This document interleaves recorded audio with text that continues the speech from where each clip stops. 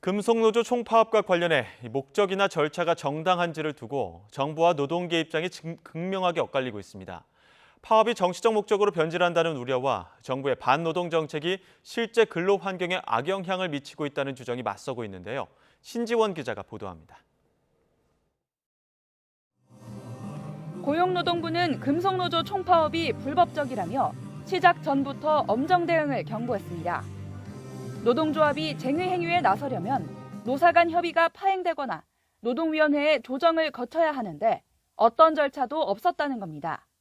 교섭도 들어가 있지 않고 조합원 찬반 투표 같은 행위도 거치지 않아서 쟁의 행위에 돌입하기 위한 기본적인 법적 의무 절차를 거치지 않는 불법 파업이라고. 윤석열 정권 퇴진하라!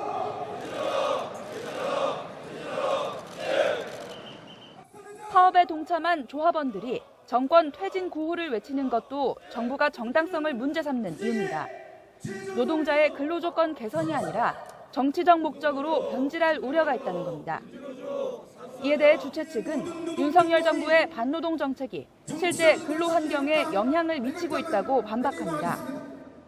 노조법 2, 3조 개정, 그다음에 최저임금 대폭 인상, 정부가 주도하고 있는 주 69시간제 폐기 이런 것들이 전체 노동자 권리에 대해서 영향을 주기 때문에 금속노조가 나서고 있는 것이고요. 사업장에 대한 업무 방해가 우려된다는 지적에는 과거 수사 단계에서 불기소 처분된 사례를 언급했습니다. 지난 2018년 검찰 수사심의위원회에서 파업을 사전 예고하는 등 막대한 손해를 끼치지 않았다는 기아차 노조 측 주장을 받아들인 적이 있습니다.